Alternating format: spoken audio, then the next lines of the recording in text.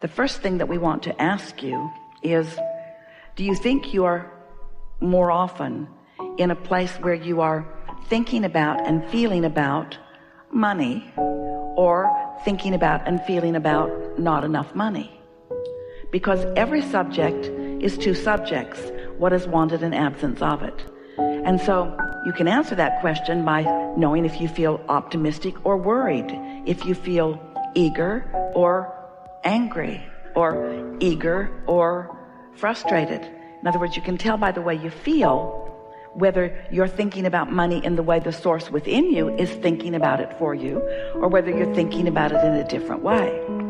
Now, here's another way that you could look at this. We know, if you've been listening to us at all, you've heard every bit of that before, so no new news there. We're going to keep talking until you hear some new news, because until you find another way of looking at this, nothing's going to shift in you.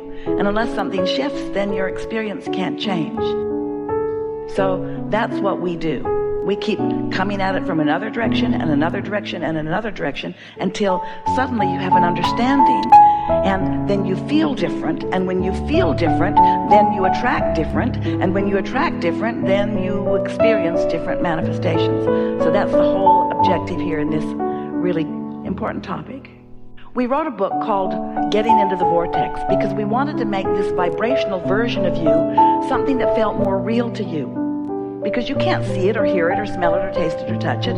This non-physical aspect of you that exists, that is attracting the things that you are asking for to this specific vibrational context that you now have ready access to.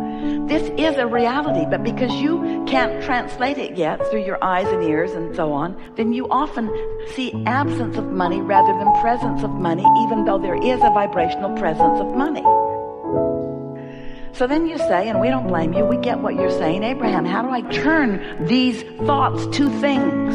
Because I can't spend the idea of money. Well, we understand that, but where does anything come from? Everything comes out of the vortex. You are a lovely bunch of people on this planet, and you are trucking no resources in from other planets. And yet your economy continues to expand.